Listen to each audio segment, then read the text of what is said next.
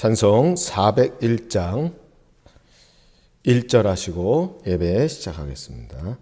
401장 1절 하시고 수요예배 시작하겠습니다.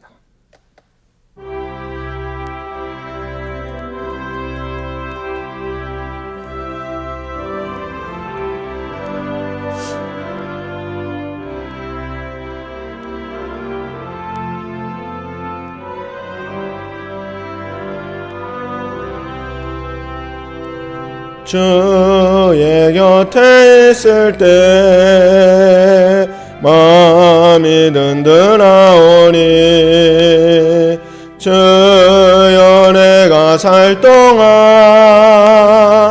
인도하여 주소서. 주여 나를 인도하소서.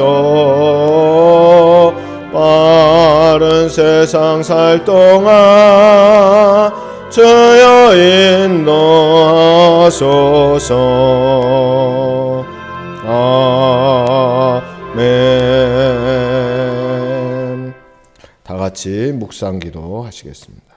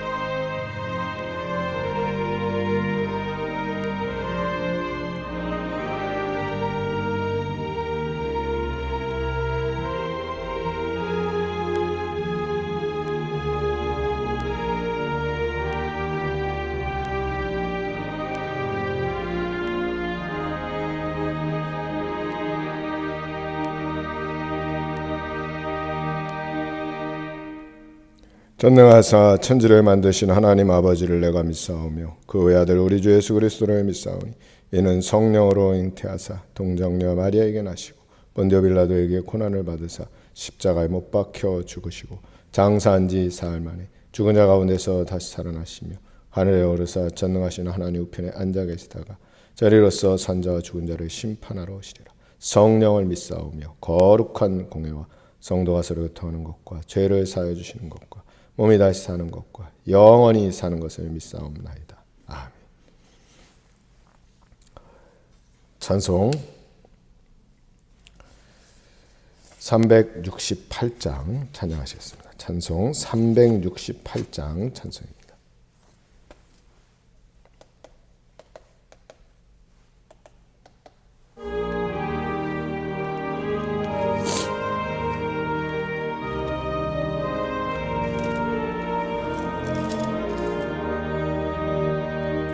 주 예수여 은혜를 내려주사 오충만케 하옵소서. 이전이고 목마른 내 영혼에 성령을 부소서. 주 예수여 충만한 은혜 내 영혼에 주옵소서. 주 예수만 나의 되고 내 만족함 됩니다. 주 예수 여죄에서 풀어주사 날 정결케 하옵소서. 이 세상에 나의 맘에 틈 못하게 하옵소서. 주 예수여 충만한 은혜 내 영혼에 부소서. 주 예수만 나의 되고 내 만족함 됩니다. 옛 야곱이 천사와 씨름하던 그 믿음을 주옵소서. 이 세상의 물결이 흉흉해도 날 평안케 하옵소서. 주 예수여 충만한 은혜 내 영혼에 부소서. 주 예수만 나의 힘되고 내 만족함 됩니다. 주 예수의 완전한 주의 사랑 나 받기를 원합니다. 그 사랑이 내 맘에 충만하여 남 기쁘게 하옵소서. 주 예수여 충만한 은혜 내 영혼에 부소서. 주 예수만 나의 힘되고 내 만족함 됩니다. 내 마음에 임하신 주의 성령 늘 주실 줄 믿습니다. 큰 은사를 나에게 부어주사 주 섬기게 하옵소서. 주 예수여 충만한 은혜 내 영혼에 부소서. 주 예수만 나의 되고 내 만족함 됩니다.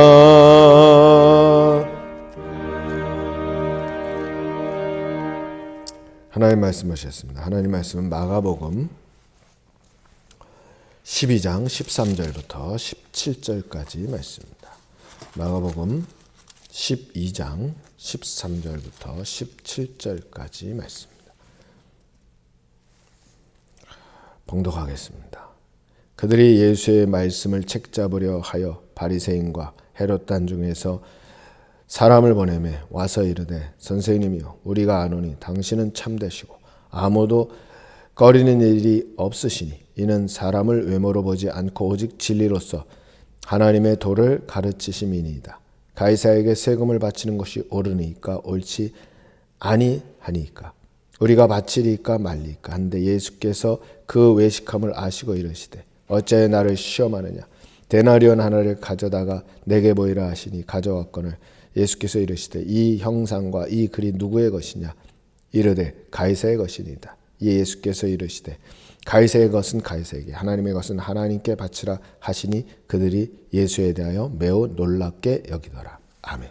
같이 기도하시겠습니다. 아버지 하나님, 이 시간 우리가 주의 말씀을 함께 나누고자 합니다. 이 말씀이 우리에게 위로가 되고 새 힘이 되며 또 이 말씀을 통해서 우리가 진리를 깨달아 진리 안에 행하는 그런 은혜가 있게 주님 붙들어 주시옵소서. 우리 구주 예수 그리스도의 이름으로 감사하며 기도드리옵나이다. 아멘. 오늘 말씀은 역사에 기록될 만큼 많은 이들이 예수 그리스도를 믿지 않는 사람들도 하는 그러한 이야기입니다.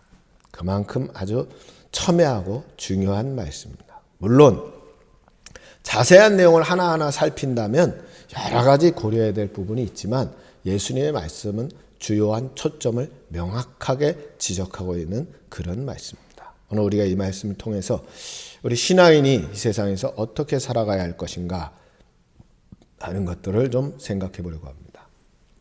오늘 이 말씀은 예수님께서 가르치셨다기보다는 예수님께서 스스로를 변호하셨다. 다시 말하면 예수님을 책잡으려고 온 이들을 향해서 예수님께서 자신의 말씀을 이들이 알아들을 수 있도록, 이해할 수 있도록 이렇게 전하셨다 하는 면에서 이해할 수 있습니다. 이들이 예수님에게 온 이유는 예수님을 책잡으려고 왔는데 그들은 아주 좋은 말로 당신은 거리끼는 것도 없고 당신은 참 진리만을 전하고 당신은 오직 하나님 앞에 있는 하나님 진리만을 전하지 않습니까? 오직 하나님의 진리를 전하지 않습니까? 이렇게 예수님을 한껏 지켜세운 다음에 그 시대의 가장 어려운 숙제였던 가이사에게 세금을 바치는 것이 옳으냐 하는 질문입니다. 이것은 그들이 가이사에게 세금을 바치지 마라 라는 예수님의 말씀을 듣기를 사실은 원했을 것이고 그건 또 그들 나름대로 타당한 이유가 충분히 있었습니다. 왜 그런가 하면 그 당시에는 이스라엘이 사실상 로마의 속국이었고 그러다 보니까 로마에게 세금을 냈습니다. 근데 이 세금이라는 것이 참 어려운 것이 무엇인가 하면 정당한 세원에 정당한 세액을 정당한 방식으로 내야 되는데 당시에 이런 것들이 좀 어려웠습니다. 왜 그런가 하면 1차적으로 우리가 잘 아는 바와 같이 당시 유대인들은 유대 종교 지도자들 즉 성전을 지키는 이들을 위한 성전세를 냈고 이건 이제 종교세죠. 그들 아래에 있는. 그 다음에 당시에 로마에서 실질적으로 지배는 하지만 어쨌든 형식적으로는 헤롯 왕가가 또 다스리고 있는 그래서 예수님 이 당시에는 이제 나라를 쪼개서 보통 분봉왕이라 이렇게 얘기했는데 헤롯 안디바 같은 사람들 이런 사람들에게 또 그들의 왕실을 위해서 세금을 거두었습니다. 그리고 또 당시에는 여기 총독이 파견되어 있는데 총독이 세금을 거두었습니다. 물론 그 총독이 거두는 세금은 결국은 로마의 황제 가이사가 거두는 것과 비슷한 의미를 지닙니다. 왜 그런가 하면 이 총독이 있다는 것은 총독은 로마 황제가 직속으로 보낸 그러한 관리이기 때문입니다. 그러다 보니까 당시 유대인들은 세금을 엄청나게 많이 냈고 그리고 힘이 들었습니다. 그러다 보니까 많은 이들이 세금을 좀 안 냈으면 좋겠다라는 생각을 많이 했습니다. 그런데다가 이 로마에 바치는 세금 중에 일부는 안타깝게도 당시에 우상 숭배에 사용되기도 했습니다. 왜 그런가 하면 뒤에 보면 아시겠지만 당시에 로마는 황제, 특히 살아있는 황제조차도 신격화해서 신으로 섬기고 그리고 충성 맹약을 군인들이 할 때는 그 로마 황제의 문양이 있는 상징이 있는 방패를 놓고 거기다가 충성 맹약을 했지만 실질적으로는 이제 절하고 경배하는 황제를 넘어서서 이제 신으로 신격화시키는 이러한 일들을 로마 사람들이 했습니다. 그러다 보니까 지금 이 유대 종교 지도자들은 우리는 로마의 속국인데 로마가 우리를 다스리는 것을 당신이 인정하느냐 하는 의미도 있겠지만 더 나아가서는 이런 로마 황제를 섬기는 이런 우상 숭배 같은 이런 일을 자행하는 이들을 우리가 받아들여서 그들에게 세금을 내는 게 옳으냐라는 이런 질문을 하게 되는 겁니다. 그러니까 예수님께서는 뭐라고 말씀했는가 하면 오늘 성경에 보면 너희들 그 돈을 하나 가져와 봐라. 데나리온. 데나리온은 당시 로마의 돈입니다. 그 돈에는 우리도 그렇지만 당시에는 로마 황제가 새겨져 있었습니다. 우리는 이제 위대한 인물을 새기는 거죠. 우리는 그 위대한 인물을 섬기거나 숭배하거나 또는 신격화하지는 않습니다. 차이가 있는 거죠. 그런데 로마 황제는 이미 신이 돼버린 겁니다. 자, 너희들 참 희한하다. 너희들 주머니에 이미 로마 황제를 신격화하고 있는 걸 알면서도 그걸 들고 다니지 않느냐. 그 얘기는 뭐냐면 사실은 너희가 그걸 섬긴다라고 예수님 말씀하는 게 아닙니다. 너희가 그 체제 안에 살고 있다. 너희가 그 체제 안에 살고 있다. 실정법에 대한 이야기를 예수님 말씀하는 거죠. 너희가 그 부정할 수 있느냐? 너희가 이미 그 체제 안에 살고 있으면서 심지어 너희 주머니에 우상 숭배하고 있는 황제의 이 형상을 가지고 다니면서 우리는 황제하고는 아무 상관없는, 우리는 오직 하나님만 섬기는, 이렇게 얘기하는 것은 한계가 있다. 그러면서 예수님 아주 놀라운 말씀을 한 겁니다. 가이사의 것은 가이사에게, 하나님의 것은 하나님께. 즉 하나님 앞에 드려야 될 예물을 하나님 앞에 드리고, 그리고 세상을 사는 가운데서 실정법 가운데 있는 정당한 세금 내라 이겁니다. 물론 앞서 말씀드린 것처럼 세금이 너무 많아요. 그런데다가 또 세금을 직접 총독이나 또는 직접 그들이 거두는 것은 아니니까 주로 우리가 잘 아는 바와 같이 삭개오 같은 이런 세리장들이 있었습니다. 이 사람들이 세금을 거둘 때는 또 자기의 생계가 거기 같이 있으니까 세금 플러스 알파 자기의 것도 챙기게 되겠죠. 문제는 뭐냐? 그 정도의 수수료를 넘어서 많은 세금을 걷어도 공권력이니까 사람들이 어쩔 수 없이 냈다는 겁니다.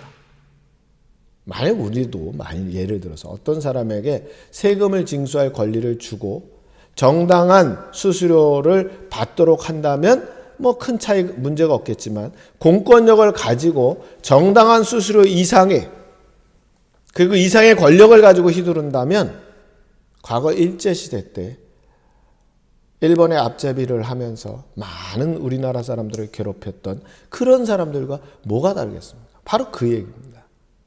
그러한 문제들이 있지만, 예수님 말씀은 그런 문제들이 있지만 실정법 자체를 부정할 수는 없지 않느냐. 그래서 하나님의 것을 드리고, 그리고 가이사에게 드려야 될 정당한 것을 드려라. 오늘 이 시대로 말하면 하나님 앞에 마땅히 드려야 할 예물을 드리고, 교회 예물을 드리고, 그리고 나서 마땅히 또 우리가 할 수 있는, 세상에서 살아갈 때에 우리나라의 법 안에서 이루어지는 세금을 실정법 안에서 내라. 우리나라 사회는 지금 예를 들어서 어떤 사람이 대행한다고 해도 플러스 알파 수준이지, 그걸 넘어서서, 즉 수수료를 넘어서서 뭔가를 한다, 그런 세상은 아닙니다. 그런 의미에서 예수님은 뭘 말씀하는 것인가 하면, 이 세상에서 살 때는 이 세상에서의 실정법을 지켜야 될 부분을 마땅히 지키고, 그리고 하나님의 것은 하나님 앞에 정당하게 드리면 된다 하는 겁니다. 사실 예수님은 이것이, 만약 예수님께서 스스로 진리는 이러하다라고 말씀한 거라고 한다면 좀 더 자세하게, 그리고 좀 더 명확하게 이렇게 말씀하셨을 겁니다. 여러 가지 예외들이 있으니까, 또 여러 가지 문제들이 실제로 존재했으니까. 그러나 예수님은 지금 자신의 변화하는 입장에서 아주 기본적인 거, 아주 원리, 원칙에 대한 부분만 말씀하셨기 때문에 이렇게 말씀하셨던 겁니다. 그래서 오늘 우리가 이 말씀을 보면서 뭘 깨달아야 되느냐? 오늘 우리가 이 세상, 특히 우리는 한국이라는, 대한민국이라는 땅 안에 살 때에 마땅히 하나님 앞에 예물을 드리고, 이걸 통해서 교회와 또 선교와 그리고 이웃사랑을 실천하는 이런 일을 해야 하고, 동시에 우리가 국가의 법 안에 있는, 실정법 안에 있는 그런 정당한 세금을 내면서 이렇게 신앙생활을 해야 합니다. 그러다 보니까 요즘은 이런 문제가 생기는 경우가 종종 있습니다. 예를 들면 한쪽만 예수 그리스도를 믿는 젊은 부부들 같은 경우에, 뭐 나이 든 사람도 마찬가지겠지만 교회에 헌금을 하고 그러다 보니까 재정적으로 부담을 느끼는 그런 부부들이 의외로 있습니다. 두 부부가 다 예수 그리스도를 믿을 때는 큰 문제가 없지만 믿지 않는 한쪽 배우자가 있는 경우에는 좀 그런 부분들이 있습니다. 이럴 때에 지혜롭게 물론 해결해야 되고 기도로 해결해야 됩니다. 그러면 역사 이래 어느 시대나 이렇게 해왔겠죠. 근데 기독교인들은 어떻게 지금까지 버텨왔을까? 세상 사람들 기준으로 보면 교회에다가 이렇게 헌금을 하고 또 세금 내고 그러면 자기가 쓰거나 자기가 가지고 있는 비용이 적은데, 돈이 적은데 어떻게 생활하고 어떻게 살았을까? 우리가 여기서 간과하지 말아야 될 것은 하나님께서 축복하신다는 겁니다. 하나님께서 역사하신다는 겁니다. 하나님께서 더 나은 길을 열어주시는 거죠. 즉 우리가 가지고 있는 것을 나누면 줄어든다라는 생각만 할 것이 아니라 그 너머 하나님이 베풀어 주시는 은혜와 축복이 있다. 그러지 않으면 역사 이래 소위 말하는 기독교 국가 혹은 기독교가 주를 이루는 국가들이 이렇게 크게 성장하거나 발전하거나 이렇게 부유해지기 어려웠을 겁니다. 그 이유는 뭐냐? 하나님께서 쉽게 말씀드리면 정해진 파이가 아니라 그걸 넘어서 큰 하나님의 은혜와 축복이 존재한다. 그래서 오늘 우리는 이러한 문제가 우리 앞에 있는 건 아니지만 우리가 정당한 실정법을 지키는 가운데서 가정 안에 이런 특별히 민감한 문제가 존재할 때는 기도하면서 서로 문제를 해결해 나갈 필요가 있다는 겁니다. 오늘 성경의 결론은 이렇습니다. 그들이 매우 기이 여겼다. 기이 여겼다는 말은 놀랬다, 감탄했다, 그 예수 그리스도를 믿었다 이런 의미로 받아들이면 안 됩니다. 야, 참 요즘 말로 얘기하면 신박하다. 참 아주 창의적이다. 놀라운 말씀이다 이겁니다. 그들이 이걸 듣고 예수님 말씀이 내가 예수님 말씀 듣고 예수님 말씀에 은혜를 받아서 믿어야 된다 이런 종류의 얘기가 아닙니다. 예수님께서는 자신을 변호했기 때문에 참 창의적이고 그리고 반론의 여지가 없는 그런 말씀이다 하는 겁니다. 오늘 우리가 이 말씀 보면서 이걸 통해서 무슨 은혜를 받는다, 하나님의 은혜라 이러기는 좀 어려운 말씀입니다. 다만 이 세상에서 예수님 말씀처럼 너희가 이 세상에서 어떻게 살아야 되느냐, 뱀같이 지혜롭고 비둘기같이 순결해라. 오늘 우리가 그렇게 주님 닮아서 주님을 따라서 이 세상에서도 지혜롭게 살고 지혜롭게 승리하는 우리 모두가 되기를 주님의 이름으로 축원합니다. 같이 기도하시겠습니다. 아버지 하나님, 예수님의 말씀을 진리로 듣기 위해서가 아니라 예수님의 책 잡으러 왔을 때조차도 예수님은 진리의 말씀으로, 창의적인 말씀으로 그들을 물리치고 봅니다. 오늘 우리에게도 그런 지혜를 주시고 그런 대답할 수 있는 능력을 허락하여 주시옵소서. 우리 구주 예수 그리스도의 이름으로 감사하며 기도드리옵나이다. 아멘. 찬송 569장 1절 하시겠습니다.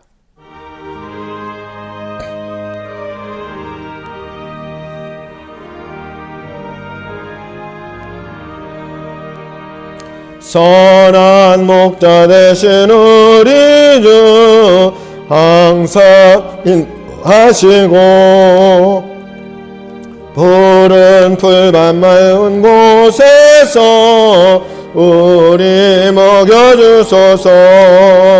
선한 목자 구세주여 항상 인도하소서.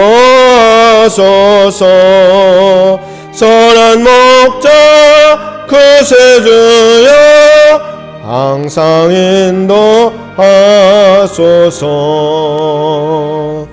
아멘.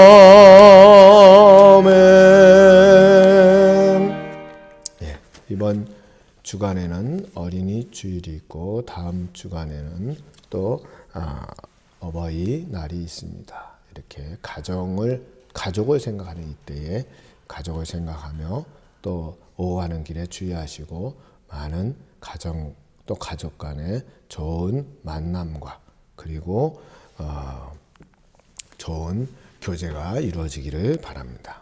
우리 찬송 582장 1절 하시고 주기도로 예배를 마치겠습니다.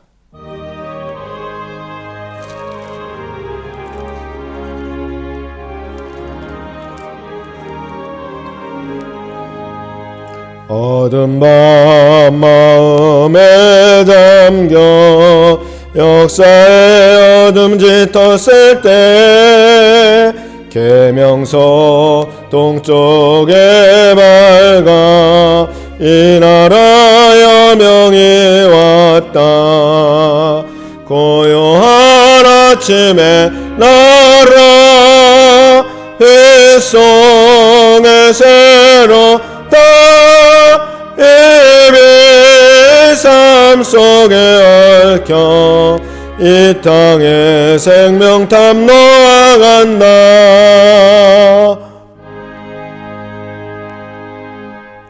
하늘에 계신 우리 아버지여, 이름이 거룩히 여김을 받으시오며 나라의 마옵시며 뜻이 하늘에서 이루어진 것 같이 땅에서도 이루어지이다. 오늘날 우리에게 일용할 양식을 줍시고 우리가 우리에게 죄진 자를 사하여 준 것 같이 우리 죄를 사하여 줍시고 우리를 시험에 들게 하지 마옵시고 다만 악에서 구하옵소서. 그 나라와 권세와 영광의 아버지께 영원히 싸움나이다. 아멘.